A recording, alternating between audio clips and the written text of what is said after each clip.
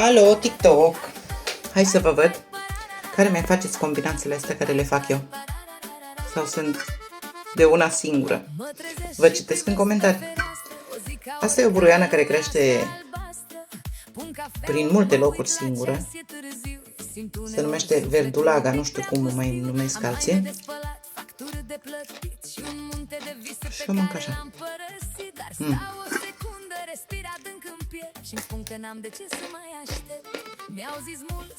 Morcovel.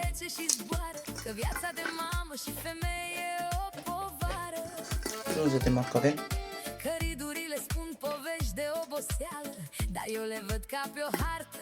Cum v-am mai spus, eu mănânc fructe cu sare. Kiwi.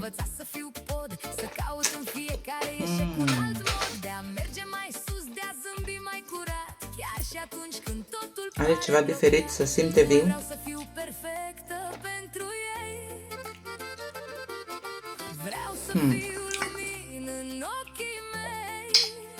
Și măruțul. La fel.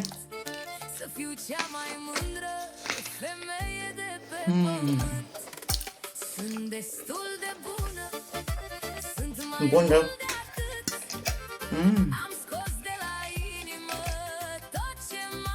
Acum să vă văd. Hai să-ți facem patrata. Ca să-și facă treaba.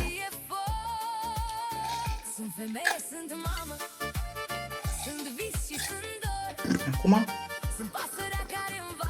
ce ziceți voi? Merge? Punem sare și în lămâie?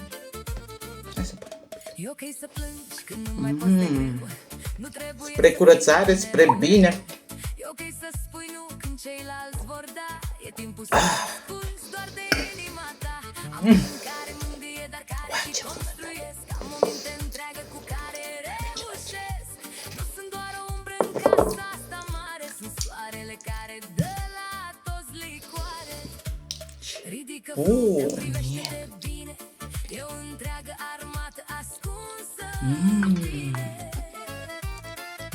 Nu te lăsa stinsă, nu te lăsa dusă, ești o poartă deschisă, nu o ușă închisă. Strig în gura mare, s-audă oricine. Sunt mândră de tot ce-n mine. Sunt destul de bună, sunt mai mult de atât. Am scos de la inimă tot ce m-a durut. E viu, e bun. Nu e pentru tot.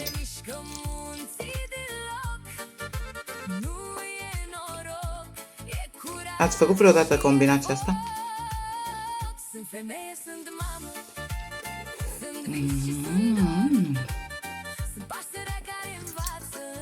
Bun. Să simte așa cum își face circuitul și dă viață.